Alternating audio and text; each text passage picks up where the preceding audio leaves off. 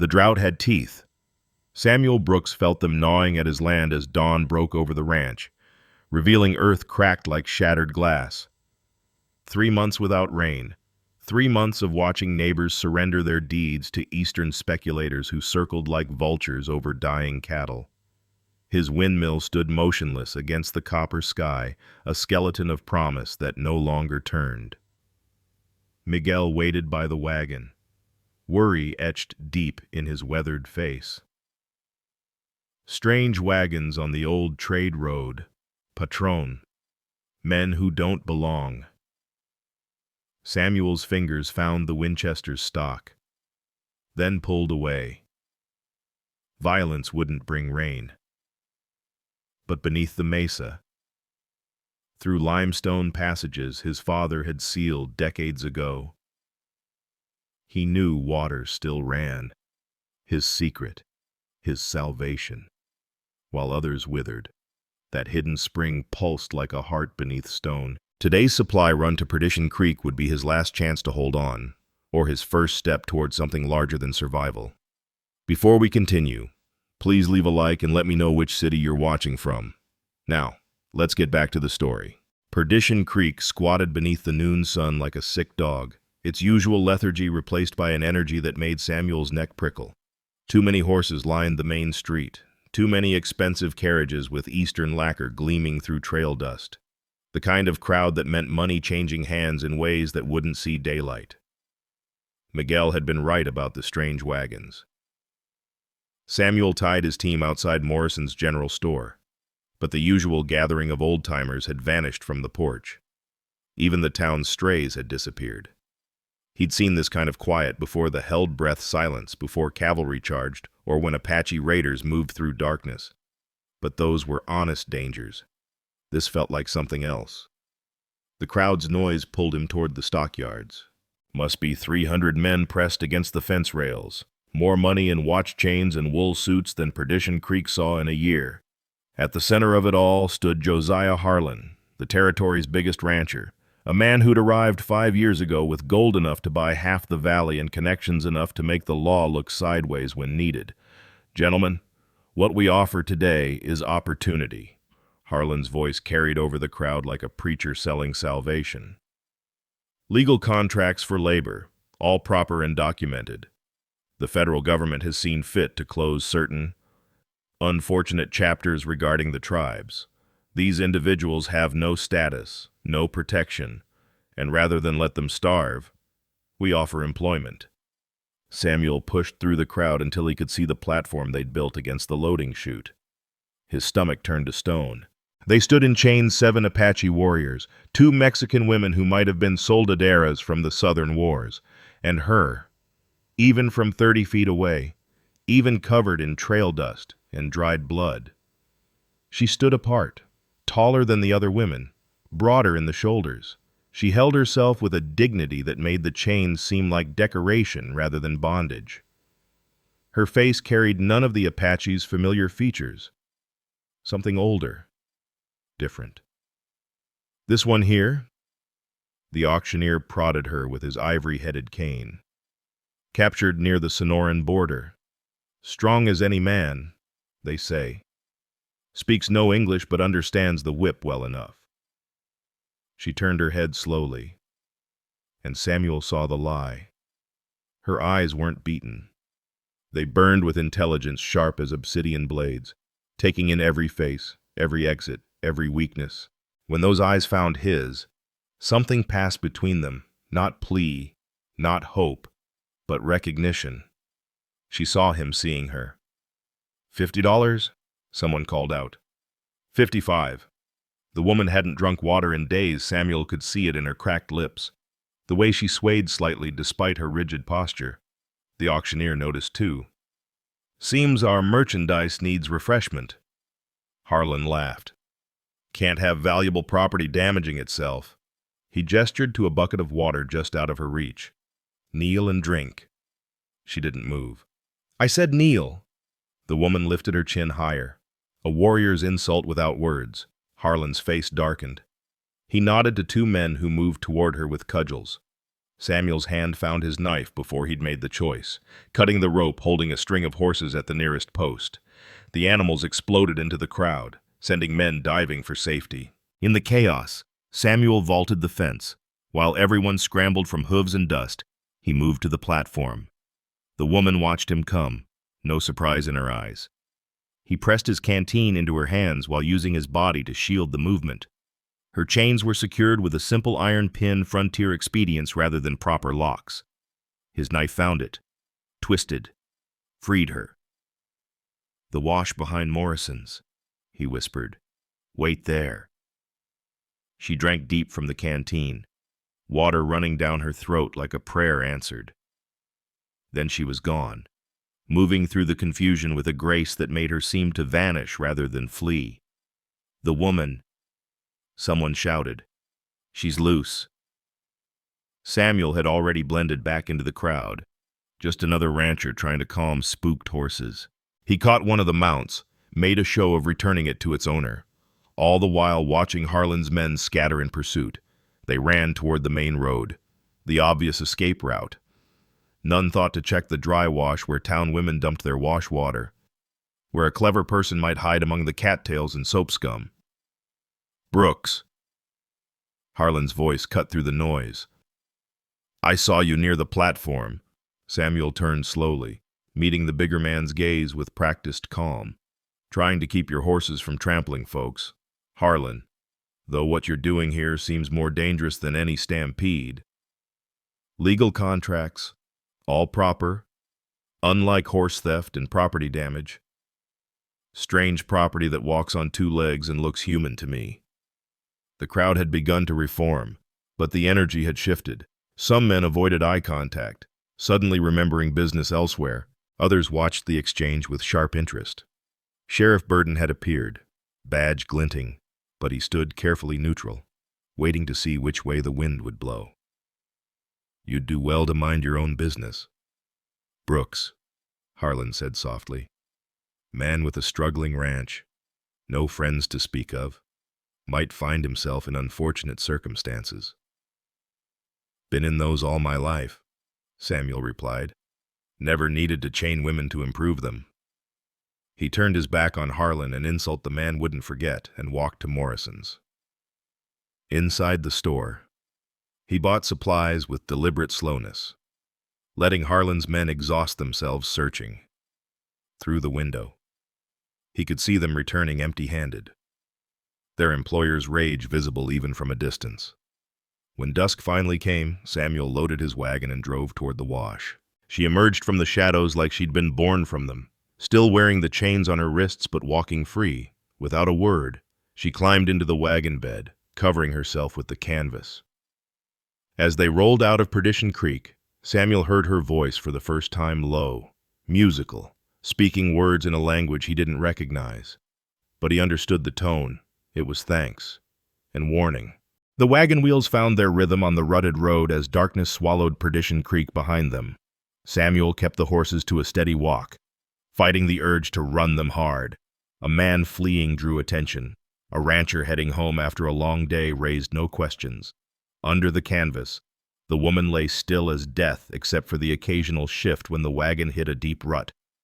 Samuel had pulled off the main road twice already, letting groups of riders thunder past, Harlan's men, searching hard and angry, their lanterns cutting yellow wounds in the darkness. "They'll give up by midnight," he said quietly, not sure if she understood English, not sure why he felt compelled to fill the silence.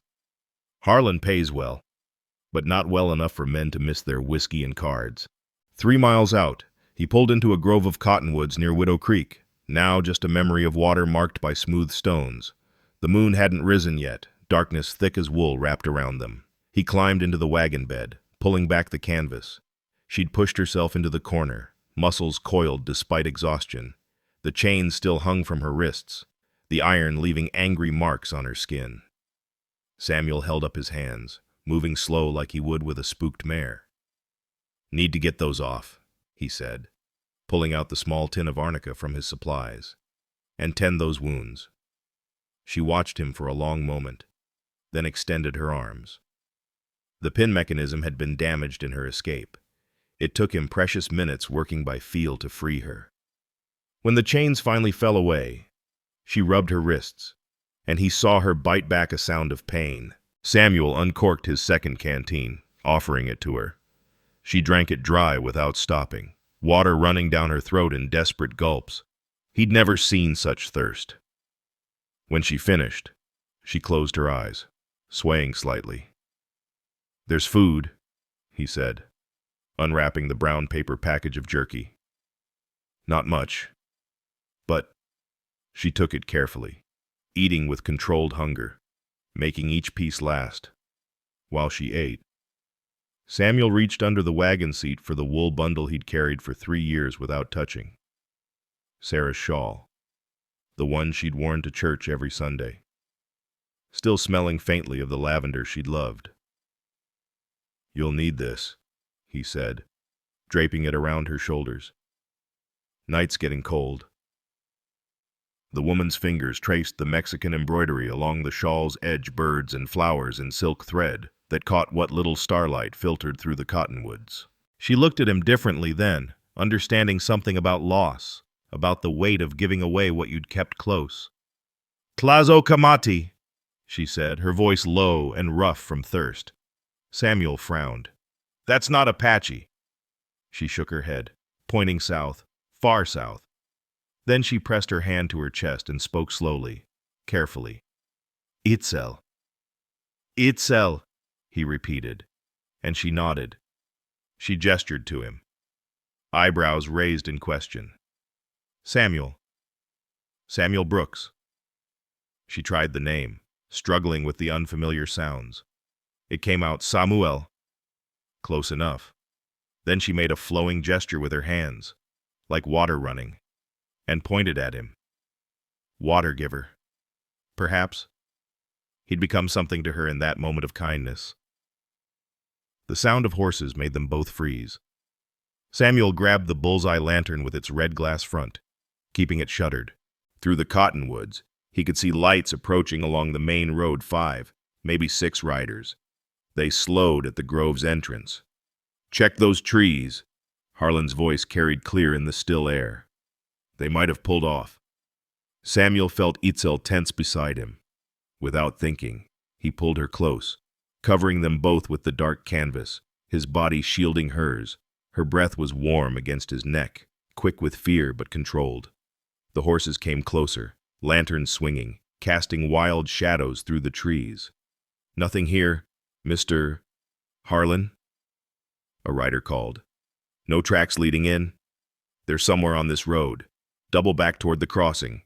Check every ranch between here and dawn." The lights retreated, hoofbeats fading north.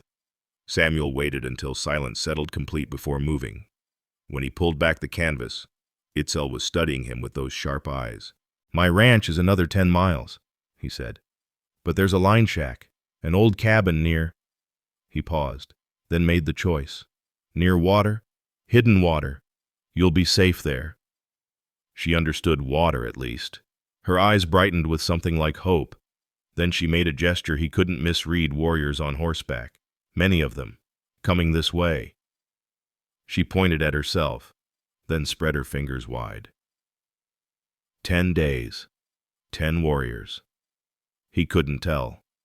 But the message was clear. Her people would come looking. "Let them come," Samuel said. "I've made my choice." They traveled the rest of the night in careful stages, stopping whenever riders appeared on the horizon. Itzel had recovered enough strength to sit upright beside him on the wagon seat, the shawl wrapped tight around her shoulders. She watched the landscape with intense focus, memorizing every landmark. As they turned off the main road onto his property, Samuel pulled out a stick and smoothed a patch of dust on the wagon bed. By the light of a single match, he drew rough lines, his ranch boundaries, the main house, the line shack, and most importantly, the hidden spring. Itzel studied it with fierce concentration, then pointed to various spots, asking questions with gestures. Where were the approaches, the sight lines, the escape routes? "You're not Apache," he said finally. "But you're a warrior. or something more. She touched the medicine bundle at her throat, the one thing they hadn't taken from her, and spoke a long string of words in her language. The only part he caught was repeated twice. Yaqui. He'd heard the name in cantina whispers, stories of fighters from Sonora who moved like ghosts and fought the Mexican government with such ferocity that entire armies couldn't root them out. The line shack sat in a box canyon, invisible until you were nearly on top of it. Samuel's father had built it as a retreat, a place to think and plan. Now it would be sanctuary. He helped Itzel down from the wagon, noting how she moved easier now, strength returning with water and food. Inside the one-room cabin, he lit the coal oil lamp and showed her the supplies blankets, some canned goods, an old rifle his father had left. Through the back window, he pointed toward a cluster of rocks. Springs behind those rocks, 20 yards, no more. Water runs clear and cold, even in drought. Itzel moved to the window, staring at the rocks like they held salvation. When she turned back, tears ran down her face, the first weakness she'd shown. "I need to get back to the main house before dawn," Samuel said. "Make it look like I never left. But I'll come back tomorrow night with more supplies." She caught his arm as he turned to leave, speaking urgently in her language, then trying Spanish, which he understood better. "Mi gente, my people. They come, 3, 4 days, maybe. Trouble for you." "I've been in trouble since I cut your chains," Samuel replied. "Might as well see it through." She squeezed his arm once, then let go. As he drove the wagon back toward the main house, he looked back once to see her silhouette in the cabin doorway, watching. Sarah's shawl moved in the wind like wings. The die was cast. By helping her, he'd crossed a line that couldn't be uncrossed. Harlan would come. Her people would come. And Samuel Brooks, who'd lived his whole life avoiding other people's fights, had just put himself square in the middle of one. But for the first time since Sarah died, something in his chest felt like it was unlocking. Maybe it was the way Itzel had said Tlazocamati with such fierce gratitude. Maybe it was the tears when she saw water. Or maybe it was simpler the bone-deep knowledge that some things were worth the trouble they brought. The sun was just starting to pink the eastern mountains when he pulled into his barn. Miguel stood waiting, his face grim. "Patron," he said quietly. "Riders came in the night. They search everywhere. That man Harlan, he says you stole something from him. I freed someone. Miguel, there's a difference."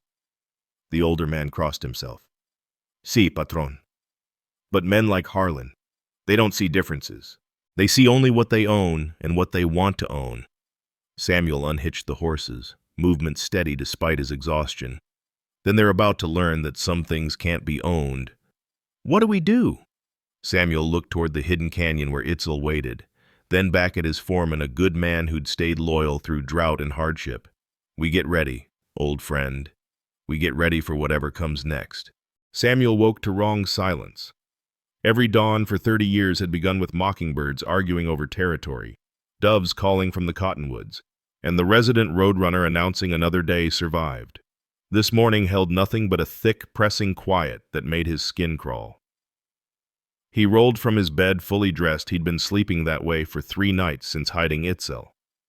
His Winchester leaned against the wall, but something told him it would be useless today. Whatever had silenced the birds wasn't afraid of one rifle. Through his window, the ranch yard looked normal. Pre-dawn shadows painted everything blue-gray. Miguel's small adobe house sat quiet, smoke not yet rising from the chimney. The horses in the corral stood perfectly still, too still, all facing the same direction like they were watching something. Samuel pulled on his boots, noting his hands were steady despite the fear crawling up his spine. He'd felt this once before, years ago, when Apache raiders had surrounded a cavalry patrol he'd been guiding. That morning had ended in blood. But this felt different, bigger. He stepped onto his porch and understood. They stood in perfect silence, mounted warriors arranged in a complete circle around his ranch compound. 300, maybe more. The rising sun caught on metal here and there, rifle barrels, captured cavalry sabers, silver conchos on horse tack. But these weren't Apache or Comanche. Their faces were different, their bearing straighter, and they sat their horses like they'd been born in the saddle. Samuel's first instinct was to count exits, plan escape routes. Then he saw there were none. They'd positioned themselves with military precision. No gaps, no weakness. Even the canyon walls behind his ranch had warriors stationed on the ridges. He was caught clean as a rabbit in a snare. The front door of Miguel's adobe creaked open. The old foreman stepped out, took in the situation with one sweeping glance, and crossed himself. The soft clicking of his rosary beads was the only sound in the vast silence. "Patron," Miguel said quietly, "what have we done? What needed doing?" Samuel replied, surprised by his own calm. One rider separated from the circle, walking his horse forward with deliberate slowness.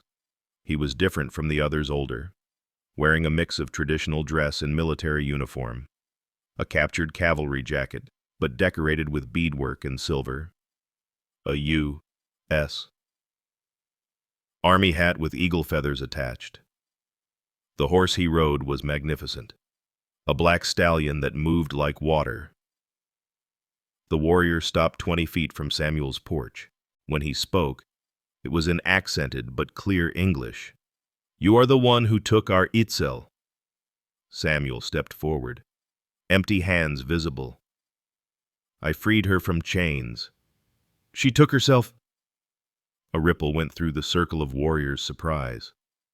Perhaps at his directness. The leader studied him for a long moment. "Where is she?" Before Samuel could answer, movement came from the canyon path. Itzel emerged, walking with that fluid grace he remembered, but transformed. She'd found traditional dress somewhere, white cotton embroidered with geometric patterns, a woven belt with shells that clicked as she moved. The medicine bundle at her throat caught the morning light. She looked like what she was, something between warrior and priestess. The leader's composure cracked.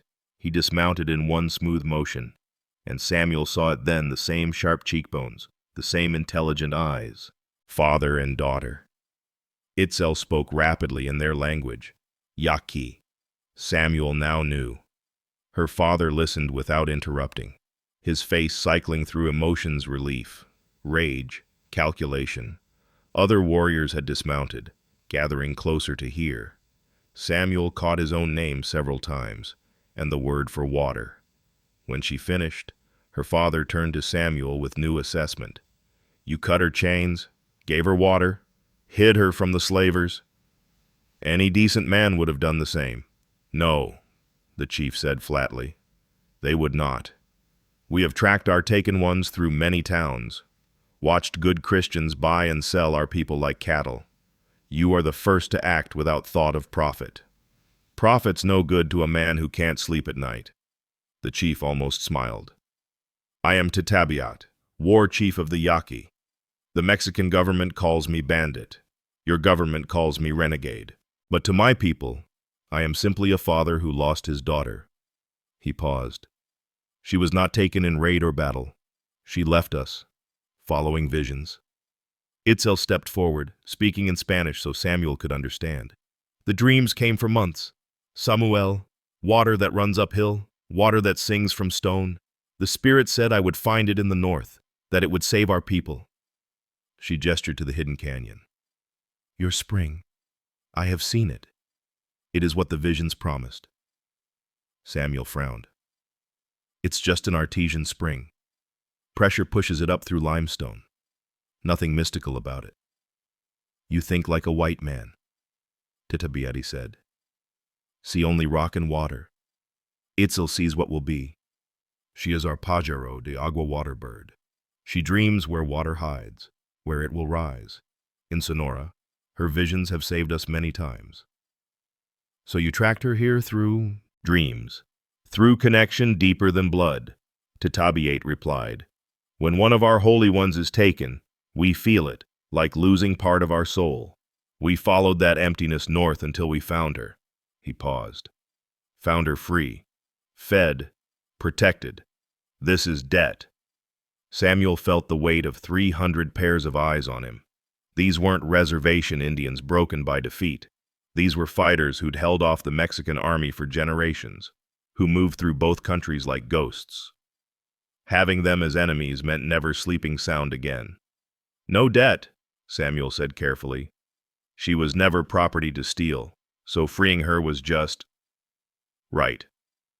Tatabiate studied him for a long moment, then pulled something from his jacket. Samuel recognized it a peace medal, the kind the government gave to chiefs. But this one was old, very old. Your President Jackson gave this to my grandfather's grandfather, Tatabiate said. When your people were few and needed safe passage through our lands, we kept the peace then. The medal means nothing now your government hunts us like animals. But perhaps.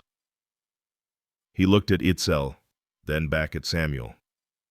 Perhaps it can mean something between us. He held out the medal. Samuel understood the weight of the gesture. To take it meant accepting connection, responsibility, involvement in their struggle. To refuse meant insult, possible violence, certain enmity.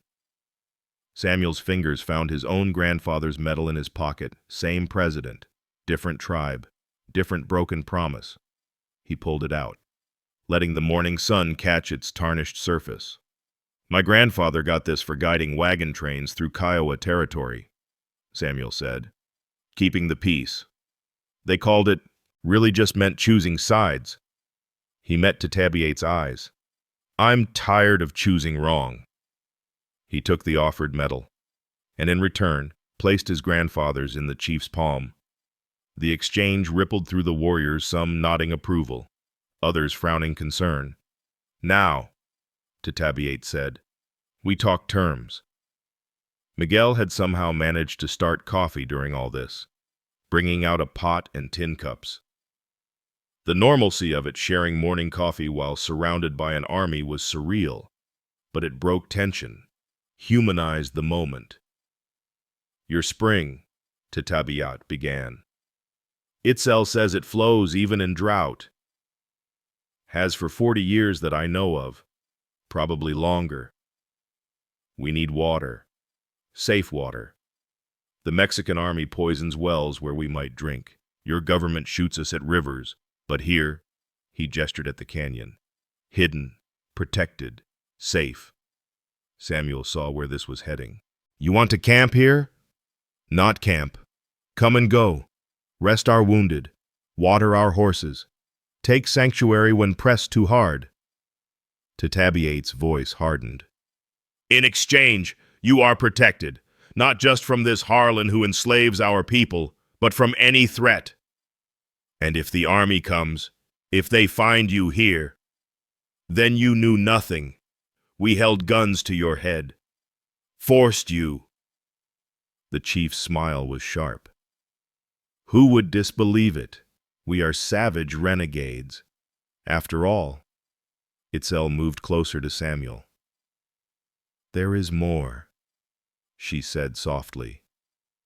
The water dreams did not stop at finding the spring. They show abundance coming, water spreading, desert blooming, but only if... She hesitated. Only if the three peoples stop fighting. Mexican, Apache, Anglo. Water doesn't care about blood or borders. That's a pretty dream, Samuel said. But dreams don't change men's hearts. No, she agreed.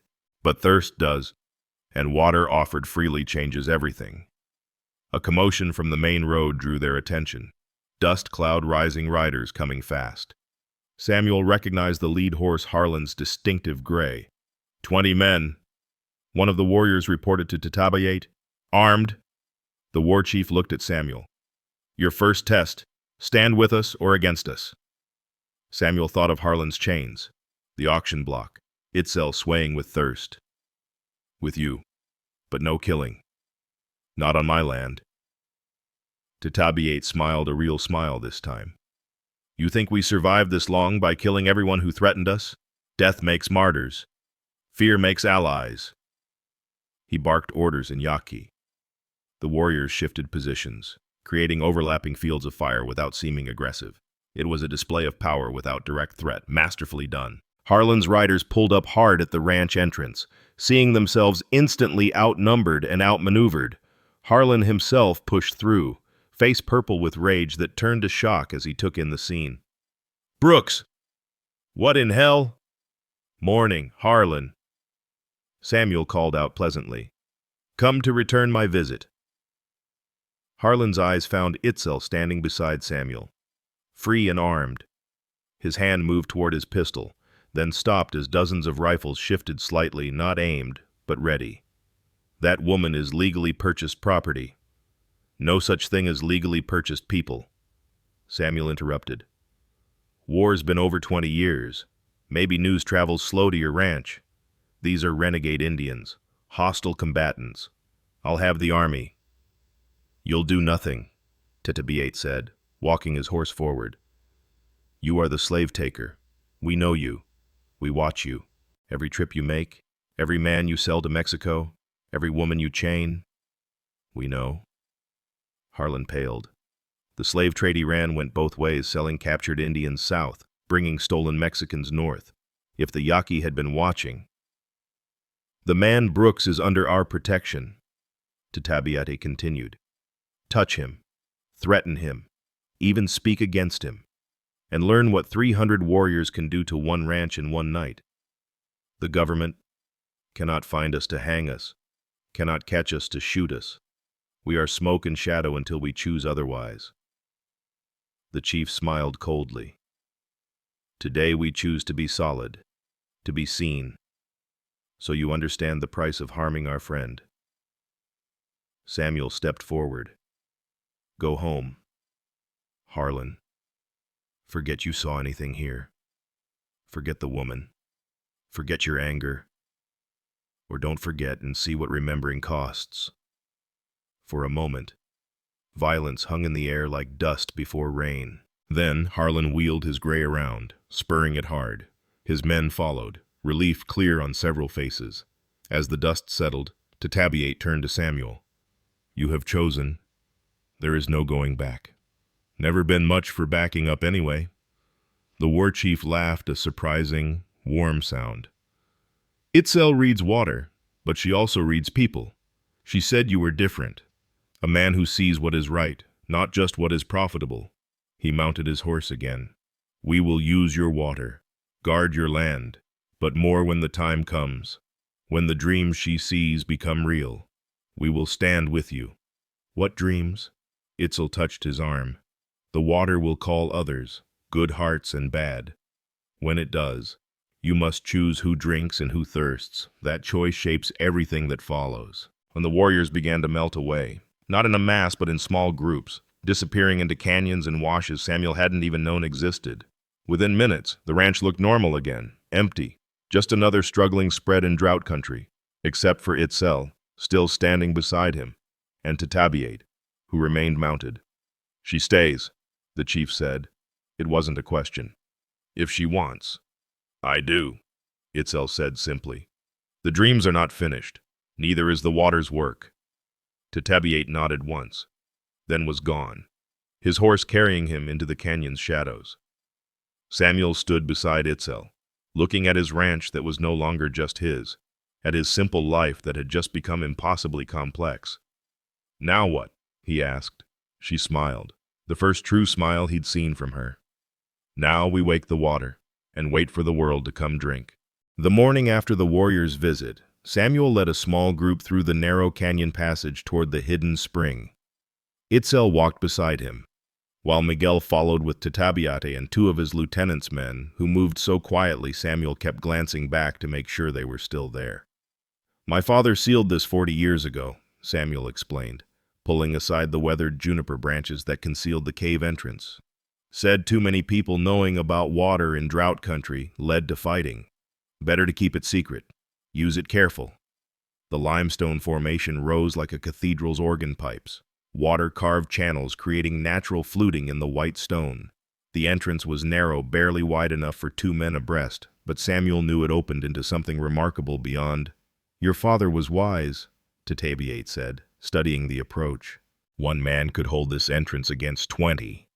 Samuel lit a coal oil lantern, the yellow light revealing the passage ahead. Watch your heads. Gets low in places. They moved in single file through the limestone corridor, the temperature dropping with each step. The walls sweated moisture, and somewhere ahead came the sound Samuel had loved since childhood, water singing through stone, constant and clear. The passage opened into a chamber that pulled gasps from everyone except Samuel.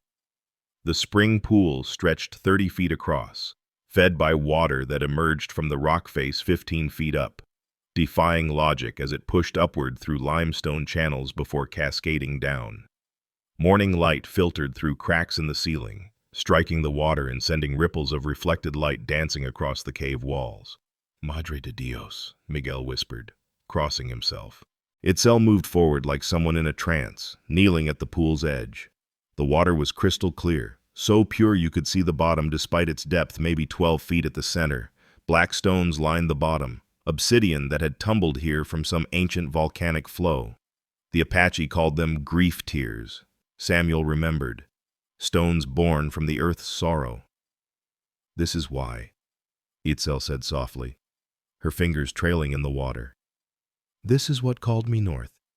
She stood, walking slowly around the pool's edge, studying everything. Her fingers found markings on the wall, not natural formations but deliberate cuts in the stone. Petroglyphs, old as time, showing spirals and water symbols, human figures with raised arms. Others knew this place, she said. Long before your father, before any of us. They left prayers in stone. Samuel pulled out his father's surveying journal from his jacket, pages yellowed and brittle. He mapped it all, 3 chambers total. This main pool, fed by artesian pressure. Water comes from deep aquifers, may be connected to underground rivers from the mountains. You speak of maps and measurements, Tatabiate said, but this place is sacred. Can you not feel it? Samuel wanted to argue, to maintain his practical view. But standing there with the light dancing and the water singing, he couldn't deny what his bones knew. This place held power older than understanding. Itzel had found a flat stone beside the pool, almost altar-like in its placement. She opened the medicine bundle at her throat, removing items with careful reverence, a shell that held dried sage, an eagle feather, small pouches of what looked like cornmeal and pollen. I must speak to the water spirits, she said. Tell them we are here, that we mean no harm, that we come with need and respect. She lit the sage with Samuel's lantern, the smoke rising sweet and sharp, moving clockwise around the pool. She sang in Yaqui not loudly, but with a resonance that seemed to vibrate through the stone itself. At each cardinal direction, she stopped, offering cornmeal to the water, speaking words that sounded like prayers and promises combined. The 2 warriors with Tatabiate had dropped to their knees, heads bowed. Miguel clutched his rosary but watched with wide eyes. Samuel found himself holding his breath, waiting for something. When Itzel reached the place where water emerged from stone, she cupped her hands, filling them with the upward flowing water. The morning light caught it just right, and for a moment, just a moment, the water in her palms seemed to hold light, to glow with its own radiance. The water accepts us, she said, drinking deeply. Then she filled her hands again, offering them to Samuel. You first. This is your land by paper and law. The spirits must know you welcome us. Samuel drank from her cupped hands, the water cold and sweet with a mineral taste that was somehow satisfying. Each man drank in turn, even Miguel, though he crossed himself after. Now we talk truth, Itzel said, settling on the flat stone. The dreams that brought me here were not just about finding water. They showed what comes after. She traced patterns in the dust on the stone's surface, circles within circles, lines connecting them like a web. Drought will break, but not with rain, with water from below, rising in many places. This spring is the heart, but there will be others. The desert will bloom, but only if, she looked at each man in turn, only if the fighting stops. Mexican against Apache, Apache against Anglo, Anglo against Mexican. The water doesn't care about our wars, it only knows how to give life. Pretty words, one of Tetabiate's lieutenants said. Skepticism clear. But water doesn't stop bullets or change hearts. No, Itzel agreed. But shared thirst does. When Harlan's cattle are dying, when the town's wells fail, when children cry for water, will you deny them drink because of their blood? Harlan would deny us, Tetabiate said flatly. Yes, Samuel said, surprising himself by speaking. He would, but that's what makes us different from him. Maybe better than him. Yes, he walked to the wall where his father had driven iron spikes to hold lanterns, running his fingers over the old metal. Found something here years ago. He moved to a natural shelf in the rock, pulling out an oilcloth bundle. Inside was an antique Spanish bit, the silver blackened with age but the craftsmanship still visible. Spanish expedition, maybe 200 years back. They found this water too. But look, he pointed to scattered marks on the walls. Fighting, bullet scars in limestone. They fought over it, probably died for it. Water they couldn't take with them, couldn't own, couldn't hold, died for nothing. Tetabiate took the bit, examining it closely. Spanish silver, worth enough to feed a family for a year. He handed it back to Samuel. You could have sold it. Felt wrong, profiting from dead men's greed. The war chief studied him for a long moment. You are unusual for an Anglo. Most of your people see only what can be taken, sold, used. Most of any people see that way, but some don't. Some see what can be shared, protected, preserved. Samuel put the bit back in its hiding place. Question is, which kind are we? Itzel stood, moving to the cave wall where more petroglyphs spiraled. The old ones who marked this place, they knew. Water is life, but also responsibility. To take without giving back. To hoard without sharing this angers the spirits. The water stops flowing, goes deeper, hides from selfish hearts. So what do you propose? Tetabiate asked. Sanctuary. Samuel said simply. Your people can water here, rest here, hide here if needed. In exchange, you protect this ranch from Harlan, from anyone who'd take it by force. Gia. And when the drought breaks, when others come seeking water, then we share, Itzel said firmly, but with conditions. No weapons at the spring, no fighting on this land. All who come must help maintain the source clear channels, repair damages, protect the purity. You dream of peace that has never existed, Tetabiate's lieutenant said. I dream of survival, Itzel corrected. For all of us, the Mexican government grows stronger. The American army builds more forts. We can fight separately and die separately, or find another way. Samuel found himself pulling paper and pencil from his jacket habit from years of managing ranch records. He sketched rough lines on the paper. The canyon has 3 entrances. North, where we came in. Southwest, leads to the old Butterfield stage route. East, comes out near my ranch proper. Your people could use the southwest entrance hidden, far from the main roads. Build camps in these side canyons here. Here, he marked spots. Natural shelter, defensive positions, but also escape routes if needed. Tetabiate leaned over the map, his military mind immediately seeing the possibilities. And if the army comes, then you were never here. Ghosts and rumors. I'm just a rancher with a spring I keep private. They would not believe you. Maybe not. But without proof, without bodies, without catching you here, what can they do? The war chief looked at his men, some silent communication passing between them. Then he nodded. We accept. But know this if you betray us. If this is a trap. If I wanted you trapped, would I have brought you to my water, shown you my father's secrets? Samuel met his gaze steady. I'm not a complicated man. Tetabiate. I see wrong. I try to make it right. I see need. I try to fill it. Your daughter needed water. I gave it. Now we both need safety. Maybe we can give that to each other. Tetabiate extended his hand, not the weak handshake of town merchants, but the firm grip of agreement between equals. We will camp in your canyons, guard your borders, keep the peace at your spring. He paused. But Itzel stays here. She reads the water, speaks to spirits we must honor. Without her, this is just a hole with water. With her, it becomes something more. She's welcome as long as she chooses. Itzel moved between them, placing a hand on each man's arm. The ceremony is not complete. We must eat together, share food at the sacred place. This bonds us more than words or papers. Miguel, who had been silent throughout, cleared his throat. I brought food. Señorita, not much, but... He produced a cloth bundle tortillas his wife had made, dried beef, peppers, a precious orange saved from their last town trip. They sat by the pool of light and water, sharing the simple meal. Tatabiate told stories of fighting the Mexican army, of moving entire villages through darkness to escape soldiers. Samuel shared memories of his father, of building this ranch from nothing, of losing Sarah to fever 3 winters past. Even the suspicious lieutenant relaxed enough to laugh at Miguel's story about a rooster that terrorized the ranch for months before ending up in a soup pot.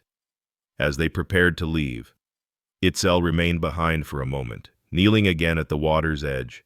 She spoke words Samuel couldn't understand, but he heard his name, and Tatabiate's, and many others. A prayer, perhaps, a promise, a prophecy. When she stood, her eyes held certainty. It begins now, the water waking, the land healing, but also the testing. Many will come, some with open hands, some with closed fists. We must be ready for both. They filed out of the cave, back into harsh sunlight that seemed less bright after the spring's gentle glow. As Tatabiate's men prepared to scout the canyon for campsites, the war chief pulled Samuel aside. This alliance, it may cost you everything. Your neighbors will call you traitor. The government will suspect you. Harlan will certainly try to destroy you. Samuel looked back at the hidden cave entrance, then at Itzel, who stood watching the sky as if reading messages in the clouds. Already lost everything that mattered when Sarah died, he said quietly. Ranch is just land and cattle, but this helping your people, protecting that water, maybe building something better than what we have that feels like something worth losing everything for. Tatabiate smiled, a rare, genuine expression. You would have made a good Yaqui, Samuel Brooks, and you'd have made a terrible rancher, too honest for the cattle business. Both men laughed, and in that moment, beside sacred water and ancient stone, an alliance was born that would change the territory forever, not through violence or politics, but through the simple act of sharing water, breaking bread, and choosing trust over fear. The water sang on through limestone chambers, patient and eternal, waiting to see what these fragile human promises would bring. 2 weeks had passed since the Yaqui made camp in his canyons. 2 weeks of careful normalcy, of Samuel working his ranch by day while Itzel tended the spring and her people moved like shadows through the hidden passes. The arrangement was working until his coffee ran out. The ride to Perdition Creek felt different this morning. Usually, townsfolk waved from their porches or called out greetings. Today, curtains twitched closed as he passed. A group of men outside the smithy stopped talking when they saw him, their silence following his wagon like a bad smell.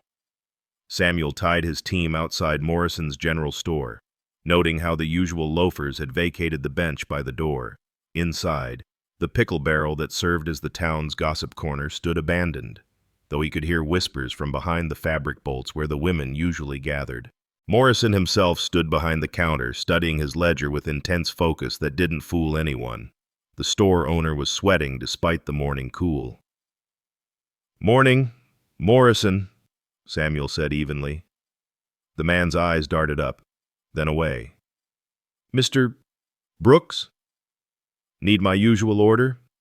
Coffee, flour, salt, some sugar if you have it." Morrison's fingers drummed on the ledger. "About that. Your credit. My credit's good and you know it. Never missed a payment in 15 years. "It's not about payment." Morrison pulled out his account book, pointing to Samuel's page. "See, thing is, with the drought and all, supplies are limited. Have to prioritize regular customers. I've been buying from you since you opened this store. Yes. Well, Morrison wouldn't meet his eyes. Circumstances change. The bell above the door jangled. Josiah Harlan entered, flanked by two of his men. He surveyed the store like he owned it, which, Samuel realized, he probably did through loans and leverage. Brooks, Harlan said, voice carrying that particular tone of a man who knows he holds all the cards. Surprised to see you here. Thought you'd be too busy harboring fugitives to shop. Just buying supplies. Harlan, legal activity. Last I checked. Legal, Harlan savored the word. Interesting concept, like legally purchased labor contracts, or the legal responsibility to return stolen property. He moved closer, his men flanking Samuel. Or the legal consequences of harboring hostile Indians. Samuel kept his voice steady. Haven't seen any hostile Indians. Just peaceful Yaqui refugees passing through, looking for water. Passing through. Harlan pulled a paper from his coat. Funny thing about that. Got reports of numerous savages camping in the canyons near your property. Armed, dangerous, led by a known renegade named Tatabiate. The wanted poster he produced showed a crude drawing that could have been any indigenous man, with "Reward $500" printed boldly beneath. More interesting were the other posters he laid out naming various Yaqui fighters, including one for a savage woman, extremely dangerous, stolen from legal custody in Perdition Creek. That's quite a collection, Samuel said mildly. Must have cost you plenty in printing fees. The law's the law. Brooks. Whose law, Mexican-American or just yours? Harlan's face darkened. Careful, Brooks. You're already skating on thin ice. Morrison here was just explaining how difficult it is to extend credit to someone who might be arrested any day. That's so. Samuel turned to Morrison.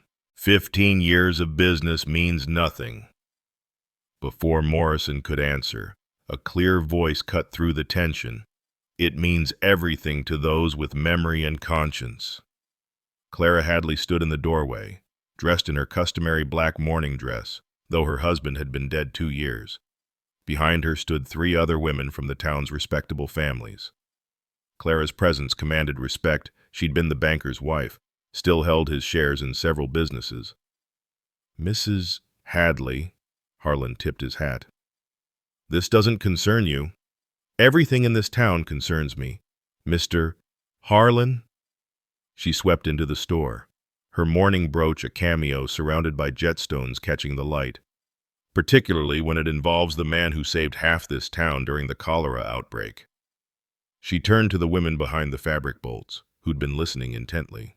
Have you all forgotten so quickly when the cholera came 3 summers ago?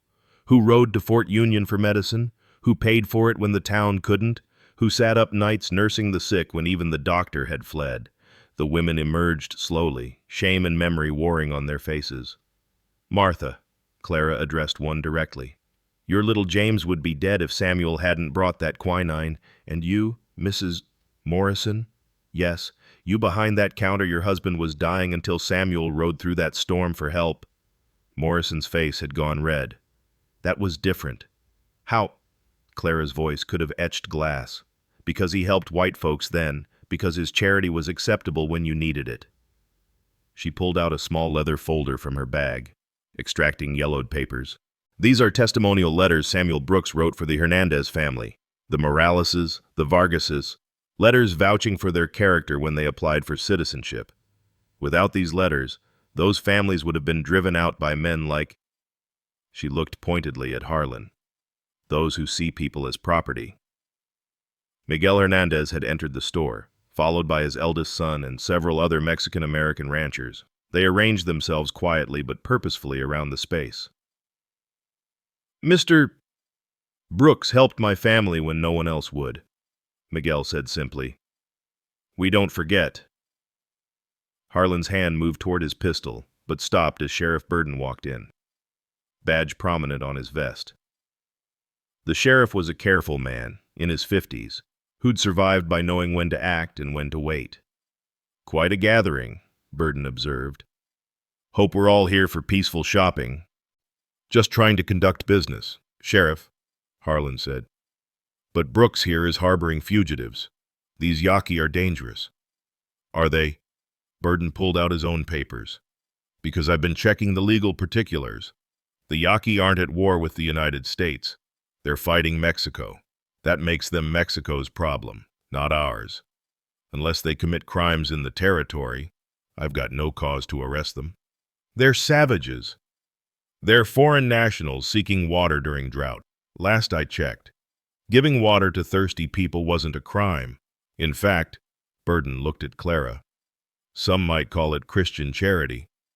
Harlan's face had gone purple. You're making a mistake, Sheriff, all of you.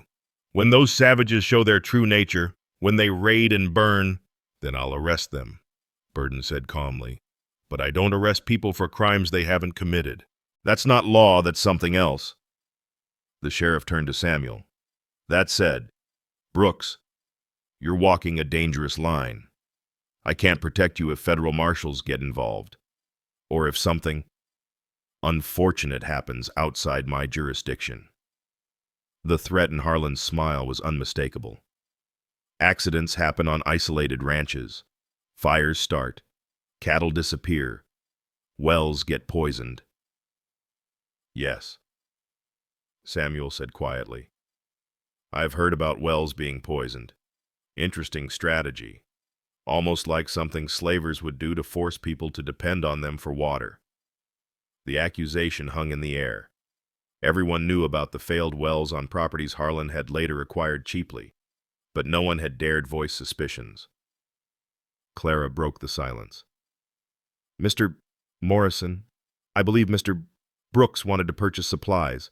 As a shareholder in this establishment, I insist you serve him, unless you'd prefer I call a shareholders' meeting to discuss your management. Morrison caved. Of course, Mrs. Hadley, the usual order, Mr. Brooks. As Morrison gathered supplies, trying to avoid Harlan's glare, Clara moved closer to Samuel. That was brave, he said quietly. But you've made an enemy. I made that enemy the day I refused to sell him my husband's bank shares, she replied. Some fights are worth having. She touched her mourning brooch. Charles died trying to save others during the cholera. He'd never forgive me for staying silent now. Miguel and his men helped load Samuel's wagon, their presence preventing any immediate retaliation from Harlan's men. The sheriff watched from the store porch, keeping everyone honest by his presence. As Samuel prepared to leave, Burden approached. A word of advice. Sam, legal or not, right or not, Harlan's got resources. He's bringing in more men, professional guns from Texas, the kind that don't care about badges or laws. Thanks for the warning, Tom. That's Sheriff Burden in public, Tom said, but his eyes held warmth. In private, though Sarah would be proud of what you're doing. She always said you had more conscience than sense. Got me in trouble then, too. The right kind of trouble. Burden glanced around, then lowered his voice. There's something else. Railroad company's been surveying, looking for routes that have reliable water. If your spring becomes public knowledge, then everyone will want it, or want you gone so they can take it. Be careful, Sam. You're juggling lit torches over a powder keg. As Samuel drove out of town, he saw the divisions already forming. Some people nodded support, others turned away. A few made subtle threats, fingers drawn across throats, hands shaped like guns. But he also saw something else. The Hernandez boys stood straighter. Clara Hadley walked with purpose. Even Morrison, after Harlan left, had slipped an extra pound of coffee into the order with a whispered, "No charge." The town was choosing sides, and Samuel knew it would get worse before it got better. But as he headed home to where Itzel waited, where Tatabiate's people guarded his borders, where sacred water flowed from ancient stone, he felt something he hadn't experienced since Sarah's death. He felt like he was part of something larger than himself, something worth fighting for, something worth the risk. The storm was coming. But for the first time in years, Samuel Brooks was ready to face it. On the wall of Morrison's store, barely noticed amid the wanted posters and notices, hung a calendar from the Eastern and Pacific Railroad Company. Its bright lithograph showed a train streaming across an empty desert, with the promise bringing civilization to the frontier. Someone, perhaps Clara or one of the Mexican families, had penciled a single word beneath it, whose. The dogs went silent at midnight. Samuel had been lying awake, fully dressed, listening to the usual night sounds, coyotes calling from the ridges, the windmill's rusty complaint, his hounds occasionally barking at shadows.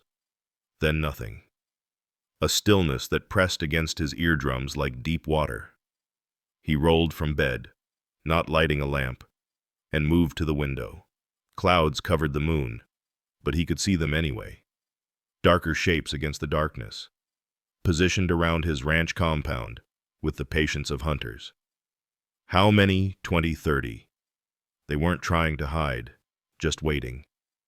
A knock at his door, soft but urgent. Samuel grabbed the Winchester he'd finally started keeping close and opened it to find Miguel. They've come, Patron. All around us. How many?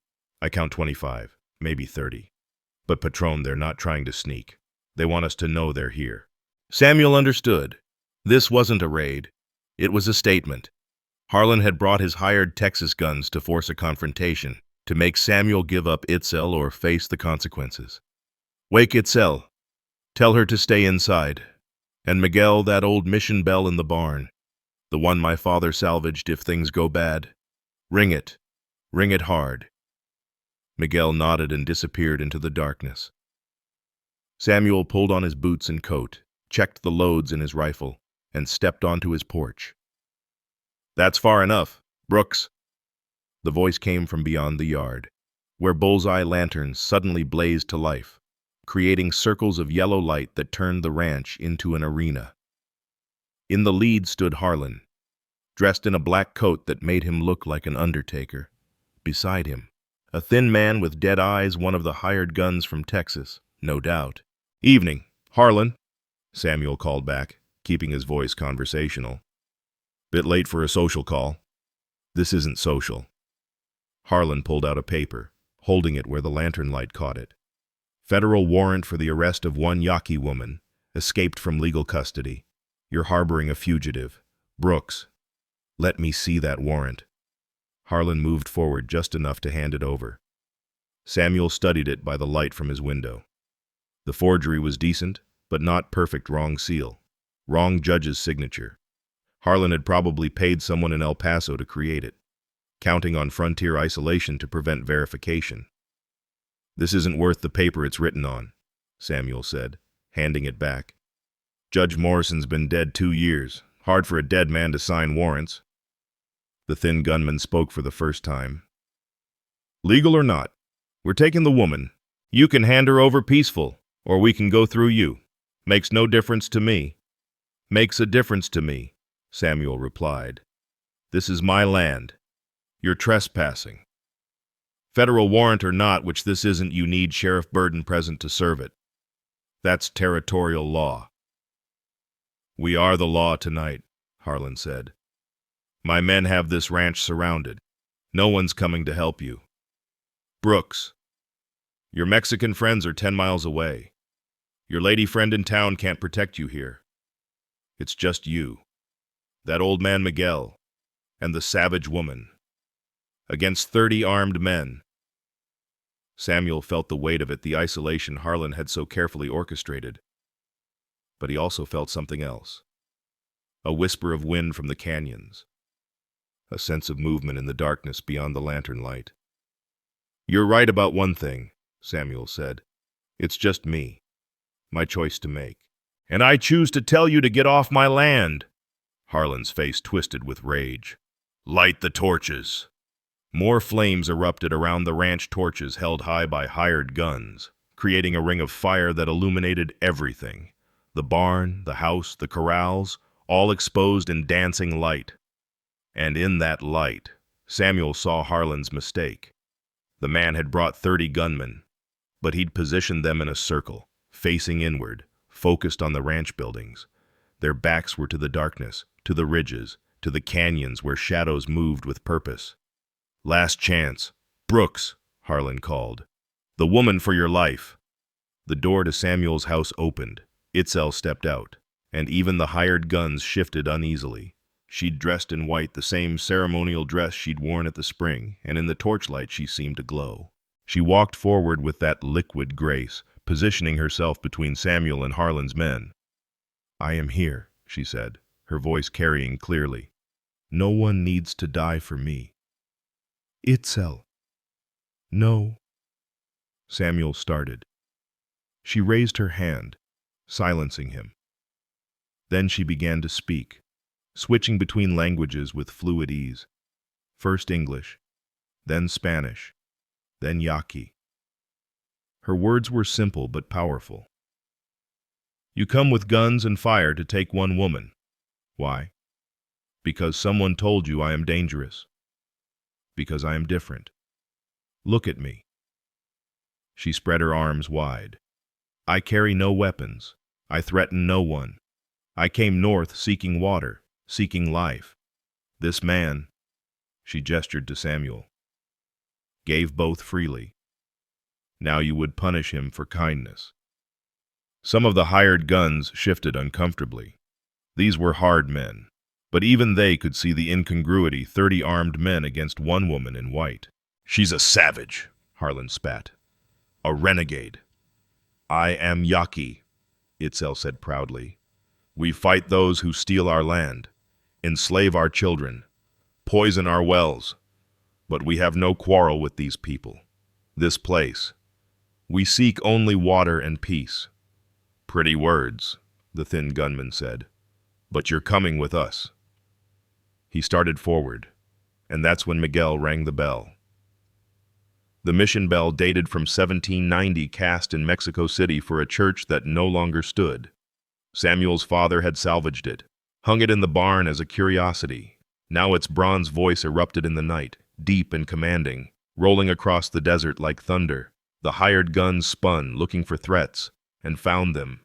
On every ridge, figures stood silhouetted against the stars, not attacking, not advancing, just standing, watching. The Yaqui had come, silent as smoke, and now Harlan's surrounding force found itself surrounded. "Hold your fire!" Harlan shouted as his men raised rifles. "Nobody shoot!" He understood the trap. If shooting started, his men were exposed, backs to an enemy they couldn't number in the darkness. The Yaqui held high ground, cover, and the advantage of knowing this terrain. Tatabiati's voice came from the north ridge, carrying the authority of command. "You are trespassing on protected land. This ranch is under our guard. Leave now, or face the consequences." "You're bluffing," Harlan called back. "You won't risk bringing the army down on your people." "No," Tatabiat agreed. "We won't. But we don't need bullets to stop you. How many water sources do you know between here and town, Mr. Harlan? How many places where a man can rest his horse without watching his back? How many nights can your hired men go without sleep, wondering if we're watching?" The thin gunman turned to Harlan. "This isn't what you paid us for, fighting Indians in the dark, on their ground. That's army work." Other hired guns were muttering agreement. They'd signed on for easy money, intimidating one rancher, not for fighting an unknown number of Yaqui warriors who moved like ghosts. Itzel stepped forward again, now speaking directly to the hired guns. "You are fighting men. I respect that. But look at what you fight for tonight. A man who buys and sells people, who poisons wells to force sales, who brings violence to peaceful lands." She pulled something from her belt, not a weapon, but a war lance decorated with feathers. She drove it into the ground between the two forces. "This is a boundary marker. Cross it, and you declare war not just on Yaqui, but on all who seek water here, Mexican, Apache, even your own people dying of thirst." "You threaten us," Harlan snarled. "I offer you truth," Itzel replied. "Water doesn't choose sides. Neither should those who guard it." Samuel found his voice. "You've lost, Harlan. Your men won't fight this battle. Your forged warrant won't stand scrutiny. And after tonight, everyone will know what you tried to do, bring war to the territory for your own greed." He pulled out his family Bible. the one his mother had carried from Missouri. "I'll swear on this in court, before God and man, that you came here with false papers and violent intent. Sheriff Burden will have to act. The territorial governor will hear about it. Your reputation, your connections, they'll all crumble." The standoff stretched taut as a bowstring. 30 armed men facing inward, unknown numbers of Yaqui facing down, and in the center, one woman in white who held violence at bay with nothing but presence and words. Then, from the east, new lights appeared. Wagons with lanterns, riders with torches. The town had heard the bell. Sheriff Burden rode in the lead, badge glinting. But behind him came others, Clara Hadley and her buggy, the Hernandez family, other Mexican-American ranchers, even Morrison from the store. They'd come to witness, to prevent massacre, to stand with Samuel. "Quite a party," Sheriff Burden said mildly, riding into the circle of light. "Someone want to explain why armed men are surrounding a law-abiding citizen's ranch?" "We have a warrant," Harlan began, "which I'll need to verify." Burden interrupted. "In daylight, in my office, with proper procedures." He looked around at the hired guns. "Any man who commits violence here tonight will answer to territorial law and federal law, since threatening peaceful foreign nationals could be considered an act of war." The thin gunman had seen enough. "We're done here," he told Harlan. "This isn't what we were hired for." One by one, the hired guns lowered their weapons. The siege was over before it began, defeated not by bullets, but by community, courage, and the strategic wisdom of the Yaqui. As the sun began to pink the eastern sky, Harlan stood alone except for his most loyal men, reputation in tatters, his power broken by his own overreach. "This isn't over," he told Samuel. "Yes," Samuel replied quietly. "It is. You just don't know it yet." As the crowd dispersed, Itzel pulled the war lance from the ground and handed it to Samuel. "Keep this. It marks you as water guardian, as bridge between peoples." On the ridges, the Yaqui melted away with the dawn shadows. The siege had ended without bloodshed, but everyone understood what had changed. Lines had been drawn, alliances revealed, and in the center of it all, a spring of sacred water that would now become the heart of a larger struggle and possibly a larger peace. 3 months had passed since the Night of Lanterns and the Mission Bell. Spring came early to the territory, but it wasn't the rain that broke the drought. It was something stranger, something that had the whole valley talking about miracles and witchwork and the mysterious ways of Providence. Samuel stood knee-deep in running water where a month ago had been cracked earth, helping Miguel and a crew of Mexican workers dig channels for the new acequia system.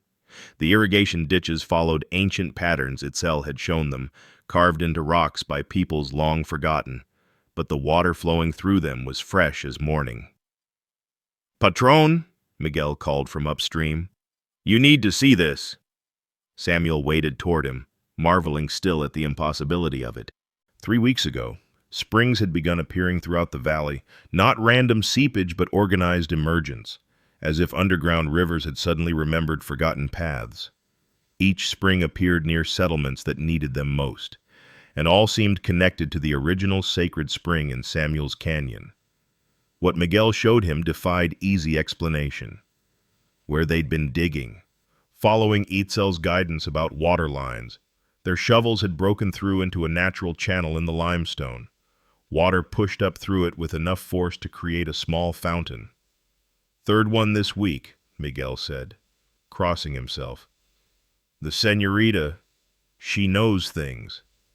Itzel approached from the rise where she'd been teaching a group of women Mexican, Anglo, and 2 Apache who'd appeared last week how to read the land for water signs. She moved differently now, with an authority that had nothing to do with fear and everything to do with respect earned. "The water was always here," she said, kneeling to taste the new spring, waiting. The ceremony at the sacred spring, the offerings, the promises of sharing, they opened what was closed. She looked up at Samuel. "Your father sealed more than one cave. The land itself was sealed by greed, by fighting. Now it opens. That's impossible, Samuel said automatically, though he'd stopped truly believing in impossible. Is it? She gestured to the green spreading across the valley. 3 months ago, you gave water to one thirsty woman. Now hundreds have water. Which is more impossible. A dust cloud from the east announced visitors. These days, they came constantly, families seeking water rights, merchants hoping to establish trade, government officials trying to understand what they were calling the Perdition Creek phenomenon. But this group was different. Samuel recognized the lead wagon with its black cloth sides and brass fittings. Winston Carlisle, the traveling photographer from Kansas City who documented the frontier for Eastern newspapers. "Mr. Brooks," Carlisle called out, his assistant already unloading the heavy camera equipment. "I've come to capture this miracle for Harper's Weekly. They're calling it the most significant water discovery since the Colorado River." Behind Carlisle's wagon came others, 3 families in covered wagons, the kind of settlers who'd been avoiding the territory due to drought. At their head rode Clara Hadley in her buggy, accompanied by someone Samuel hadn't expected, Judge William Thornton from the territorial capital. "Sam," Clara called out, "I've brought Judge Thornton to formalize the water compact you proposed." The judge, a man in his 60s with sharp eyes and graying whiskers, dismounted carefully. "Mrs. Hadley and Sheriff Burden have told me remarkable things about your situation here.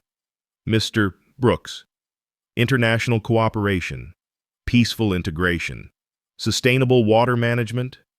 The governor is extremely interested." Samuel helped the judge navigate the muddy ground, still strange to have mud after so many years of dust. "It's not my situation, Judge. It's ours. The whole valley's." They gathered at what had become the informal meeting ground, a flat area near the newest spring where someone had arranged logs for seating. The photographer immediately began setting up his equipment, muttering about perfect light and historical significance. Over the next hour, the community assembled.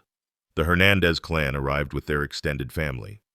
Other Mexican-American ranchers came, many bringing food for what had become a weekly shared meal. Sheriff Burden rode in with several town officials. Even Morrison from the general store appeared, looking sheepish but determined. Most remarkably, Ted Abiate emerged from the canyon with a small group of his warriors. They'd been living more openly lately, helping with construction, teaching their desert survival skills, trading crafts for supplies. The photographer nearly dropped his camera when he saw them. "Yaqui warriors, this will make the front page." "We are not warriors today," Tatabiate corrected. "Today we are water guardians, farmers, neighbors." Judge Thornton had brought a leather portfolio of documents. "The territorial government is prepared to recognize a formal water compact for this valley. Equal rights regardless of race, nationality, or previous condition. It's unprecedented, but Mrs. Hadley made a compelling case about the economic benefits." Clara smiled. "I simply pointed out that peaceful, productive valleys pay more taxes than burnt, abandoned ones." As they discussed the legal framework, Samuel noticed the children. They'd gravitated to the new creek, a mix of colors and languages, Mexican children teaching Anglo kids Spanish songs, a young Yaqui boy showing others how to catch minnows with their hands, Clara's granddaughter Hannah sharing her picture book with Apache girls who'd never seen printed illustrations. "That's the real miracle," Itzel said, appearing beside him. "Not the water. That." The photographer had noticed too. "Hold still, children," he called out, adjusting his camera. "This will be the photograph that shows America its future." The adults began organizing the feast. Adobe bricks dried in neat rows nearby the foundation for the new school they were building. 3 languages would be taught there. Samuel had insisted, and no child would be turned away. "Where's Harlan?" Judge Thornton asked. "I'd heard he was the major landholder in this region." "Was," Sheriff Burden corrected. "Sold out last month. Couldn't find workers. Couldn't access water without agreeing to the compact terms. His Eastern investors pulled out when they learned about his methods." Samuel had heard Harlan left for California, chasing gold country opportunities. His ranch had been divided among 3 families, one Mexican, one Anglo, one Apache who'd agreed to share resources and help each other through the seasons.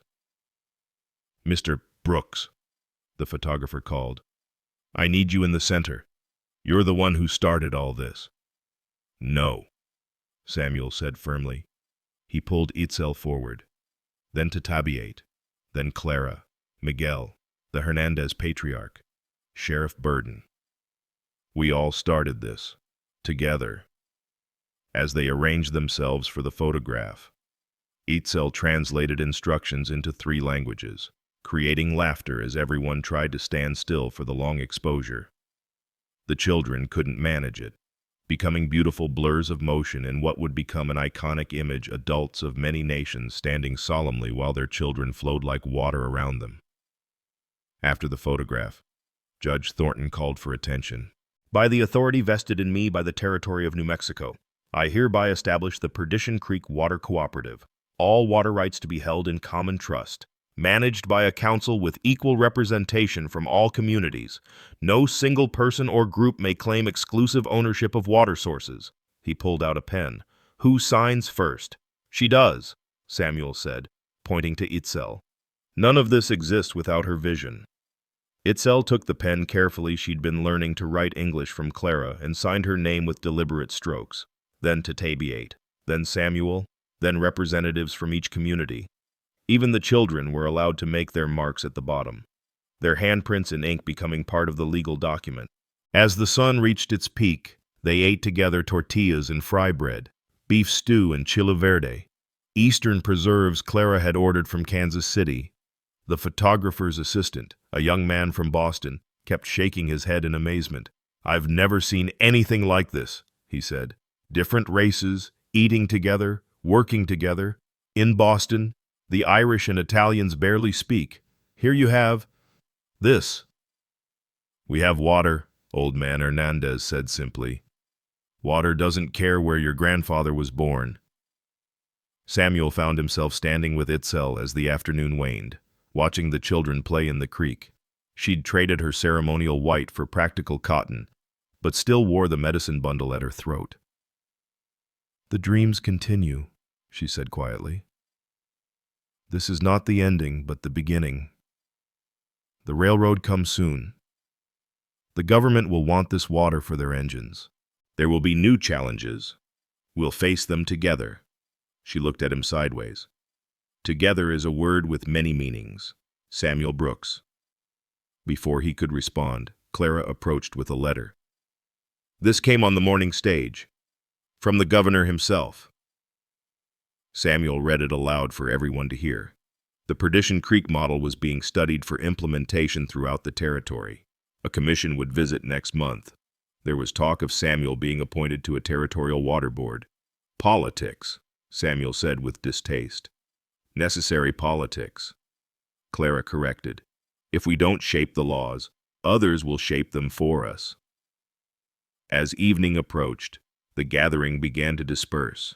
Families loaded wagons. Children were gathered despite protests, and promises were made for next week's gathering. The photographer packed his equipment, precious glass plates protected in felt-lined cases.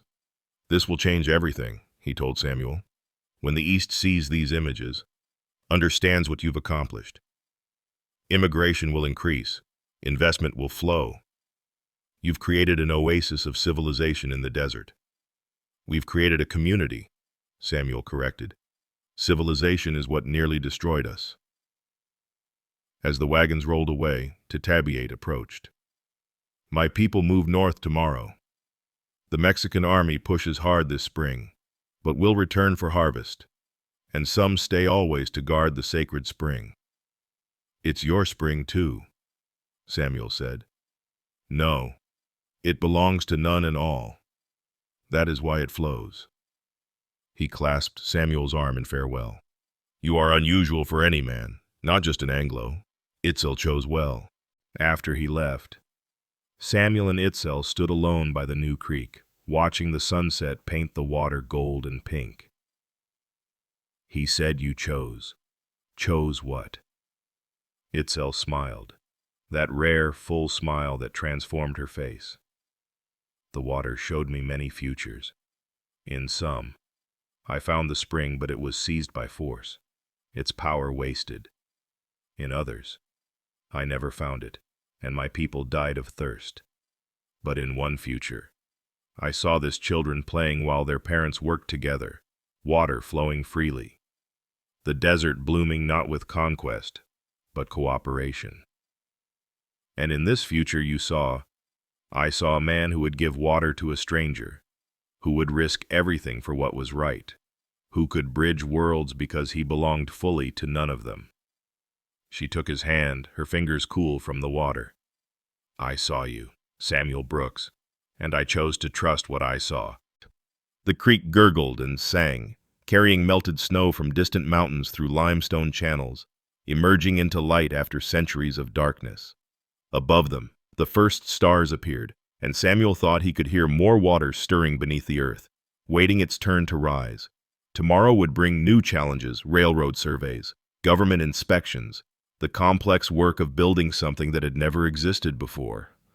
But tonight, with Itzel's hand in his and the sound of water where desert had been, Samuel felt the truth of what they'd created. Not just water rights or legal compacts, but something rarer proof that different peoples could share the same ground, drink from the same source, and prosper together.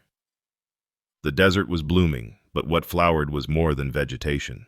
It was hope, rooted deep and reaching toward light, impossible to stop once it had begun to grow. The school bell rang across the valley, its bronze voice carrying from the hilltop where the new building stood. The bell itself had history salvaged from Fort Defiance after its closure, donated by the territorial governor as recognition of what the newspapers now called the Perdition Creek Miracle. 1 year had passed since the Water Compact signing, and today marked more than just the school's dedication. Samuel stood at the window of the small chapel they'd built beside the schoolhouse, adjusting the collar Clara had insisted he wear. Through the glass, he could see the gathering crowd larger than the entire population of Perdition Creek, with wagons arriving from as far as Santa Fe. "Stop fidgeting," Clara said, entering with her granddaughter Hannah. "You've faced down hired guns and drought. Surely you can handle a wedding." 3 weddings, Samuel corrected. Itzel insisted on ceremonies for all traditions. As she should, Clara smiled, adjusting the white rose in Hannah's hair. The girl clutched a basket of flower petals from 3 different plants, Mexican marigolds, Anglo roses, and desert lupines the Yaqui children had gathered.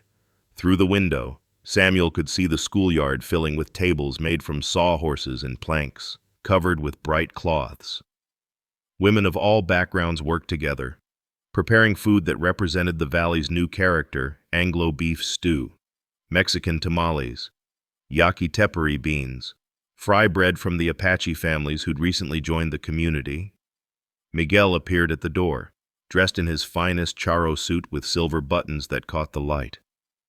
"Patron, they're ready for the first ceremony." The civil ceremony came first, Judge Thornton presiding with the authority of territorial law. Samuel walked to the makeshift altar in the schoolyard, where Itzel waited in a white dress Clara had commissioned from a seamstress in Santa Fe, simple lines but elegant, with subtle embroidery at the hem that incorporated symbols from multiple traditions. "Dearly beloved," Judge Thornton began, his voice carrying across the crowd, "we gather today to witness something unprecedented in our territory, a union that represents not just 2 people, but the joining of communities once divided." Behind Itzel stood her attendants, Clara, Maria Hernandez, and White Dove, the Apache woman who'd become the school's 3rd teacher. Behind Samuel stood Miguel, Sheriff Burden, and surprisingly, Morrison from the general store, who'd spent the past year trying to make amends for his earlier cowardice. 2 small figures tugged at Samuel's coat. Pedro, the 8-year-old Mexican boy whose parents had died of fever, and Thomas, the 6-year-old Anglo child found abandoned on the stage road. Samuel had taken both in over the past months, and they'd become inseparable brothers despite their different origins. "Do you, Samuel Brooks, take this woman to be your lawfully wedded wife?" to have and to hold, in drought and abundance, in conflict and peace. I do. Do you, Itzel of the Yaqui nation, take this man to be your lawfully wedded husband, to bridge worlds together, to guard the water and the land, to build a future where all children may drink freely? I do. The judge had modified the vows at Itzel's request, making them specific to their situation and mission. As they exchanged rings, simple bands made from silver mined in the territory, the crowd erupted in cheers in 3 languages. But this was only the beginning.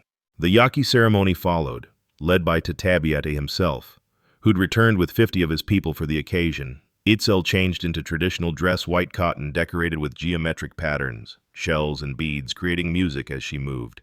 Samuel wore a shirt she'd made for him, decorated with symbols of water and earth. They stood before a fire built with wood from 4 directions, surrounded by Yaqui singers, whose voices rose and fell like wind through canyons. Tatabiate spoke in Yaqui, with Maria translating for the crowd. In our tradition, marriage is not just between 2 people, but between families, between past and future. This man saved my daughter from chains. She saved his land from dying of thirst. Together, they create something new, a child of 3 worlds, who will understand all and belong to all. Itzel's hand moved to her stomach, where 3 months of pregnancy barely showed.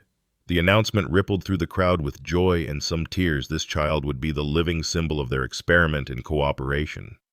The ceremony involved sharing water from 4 gourds, each filled from different sources: the sacred spring, the Rio Grande, rain caught in vessels, and the new springs that had emerged throughout the valley. As Samuel and Itzel drank, the symbolism wasn't lost on anyone, water from all sources mingling, becoming one. Finally came the Mexican ceremony, celebrated by Father Martinez, the priest who'd traveled from Las Cruces. Itzel appeared in her 3rd dress, a traditional Mexican wedding gown, borrowed from Maria Hernandez, red with gold embroidery, generations old and carefully preserved. En el nombre del Padre, del Hijo, y del Espíritu Santo, Father Martinez began. The Catholic ceremony was familiar to many in the crowd, but it took on new meaning here, with Yaqui warriors standing beside Mexican farmers, Apache families beside Anglo merchants. During the blessing, a murmur went through the crowd. A line of riders approached from the east, military uniforms visible even at a distance. Samuel tensed, but Sheriff Burden placed a calming hand on his shoulder.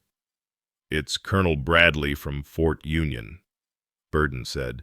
"I invited him. Thought it was time the Army saw what we've built."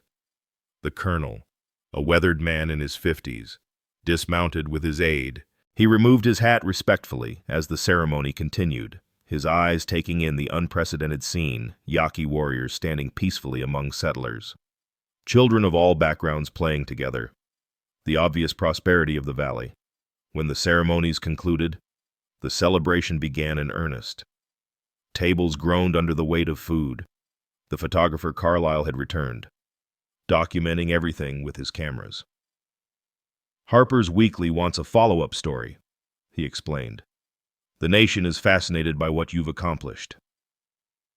As the afternoon wore on, Samuel found himself standing with Colonel Bradley, who'd been remarkably quiet. "I came prepared to find a problem," the colonel admitted. "Washington has been getting reports Yaqui renegades massing, illegal settlements, vigilante justice.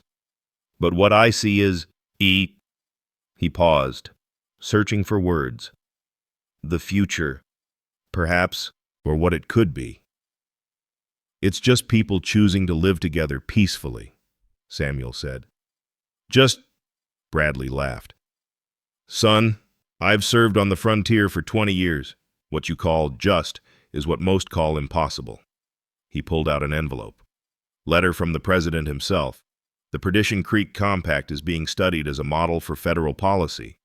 There's talk of appointing you as special advisor on indigenous integration." Samuel shook his head. "I'm a rancher, Colonel, not a politician." "Sometimes," Bradley said, watching Pedro and Thomas chase Apache and Yaqui children around the schoolyard. "The best politicians are those who never meant to be." As evening approached, Itzel stood to address the crowd, Her voice carried the authority she'd grown into over the past year. 1 year ago, I was in chains, dying of thirst. This man gave me water. That simple act began everything you see here. But water alone doesn't create community. Each of you chose to overcome fear, to see neighbors instead of enemies, to share instead of hoard. She pulled something from a pouch at her waist, an ancient turquoise necklace, heavy with silver and history. This was my grandmother's, and her grandmother's before her. It carries the memory of our people, our struggles, our hopes. She walked to where Hannah stood with Clara and knelt before the child. You were the first Anglo child to play with Yaqui children at the spring. You taught them English words while they taught you to track rabbits. You are the bridge we're building. As Itzel placed the necklace around Hannah's neck, Clara wept openly. The gift was more than jewelry, it was trust, inheritance, a passing of responsibility from one generation to the next. Protect it, Itzel told Hannah, not because it's valuable, but because it reminds us that all peoples have treasures worth preserving, stories worth telling, wisdom worth sharing. As darkness fell, lanterns were lit throughout the schoolyard. Someone brought out a fiddle. Then guitars appeared, then Yaqui drums. Music filled the night, not one tradition, but all of them. Sometimes clashing, sometimes harmonizing, always alive. Samuel stood with his new wife, watching their assembled family. Pedro and Thomas had fallen asleep against each other, exhausted from playing. Tatabiete sat with Colonel Bradley, sharing war stories that transcended sides. Clara taught Yaqui women a quilting stitch while they showed her how to grind mesquite beans. The school opens next week, Itzel said. 43 children enrolled so far. 3 languages, 3 teachers, 1 purpose, which is to raise children who see no strangeness in difference, no threat in variety, no loss in sharing. She touched her stomach. This one will never know a world where peoples can't live together. That will be normal, not miraculous. Sheriff Burden approached with a leather portfolio. Samuel, I need you to see this. Came in on the evening stage. The letter bore the territorial seal. Samuel read it by lantern light, his eyes widening. The railroad has chosen its route. It passes through Perdition Creek, with a water station at our springs. They're offering to buy water rights for... He paused at the figure. Enough to fund the school for 20 years. But the contract specifies exclusive access, Burden pointed out. No water for others when the railroad needs it. Samuel looked around the celebration, at the trust built over the year, at the children who represented the future, at the water flowing freely for all. We decline, he said simply. That's a fortune, Samuel, Morrison said, having overheard. It's blood money. The moment we sell exclusive rights, we become what we fought against. Samuel turned to the crowd that had gathered. The water belongs to everyone or no one. That's not negotiable. Tatabiete smiled approvingly. The railroad will come anyway. They always do. But they'll come on our terms or not at all. As if in agreement, a sound came from the canyon water rushing over stone, louder than before. The springs were running stronger, as they had been all month, as if responding to the community's growth. Papa Samuel, Thomas called out, having woken, look at the water. In the moonlight, the creek that ran beside the school seemed to glow. It was full of phosphorescent algae, Itzel explained, harmless but beautiful, making the water look like captured starlight. The children ran to the creek's edge, all of them together, brown and white and every shade between. They splashed in the glowing water, their laughter carrying across the valley like a promise. Samuel pulled Itzel close, feeling the future kick inside her belly, their child who would be born into this world they'd made, who would speak 3 languages as birthright, who would never question whether different peoples could share the same water. Sarah would have loved this, he said quietly. She knows, Itzel replied. The water remembers everyone who ever blessed it with kindness. She flows with it still. As the celebration continued into the night, Samuel looked over his valley, no longer his alone, but belonging to all who'd chosen community over conflict. The drought was a memory, but what had replaced it was more than abundance of water. It was abundance of possibility, of hope, of proof that the American frontier could be something more than conquest and loss. Tomorrow would bring new challenges: the railroad, government interest, the constant work of maintaining peace between peoples with long histories of conflict. But tonight, with his pregnant wife beside him, his adopted son sleeping peacefully, his community celebrating as one, Samuel Brooks knew they'd already won the only victory that mattered. They'd proved that water, freely shared, could wash away even the deepest divisions. And in that flowing water, reflecting stars and dreams alike, ran the promise of an America that might yet learn to be whole. Samuel Brooks gave water to a dying woman at a slave auction, expecting nothing in return. That single act of defiance against injustice rippled outward in ways he never imagined. The woman he freed, Itzel, brought not just her people but a vision of what communities could become when water and trust flowed freely. His isolated ranch became a sanctuary. Former enemies became family. The Yaqui warriors who surrounded his home with 300 guns became the guardians of his borders. The townspeople who once shunned him stood beside him against tyranny.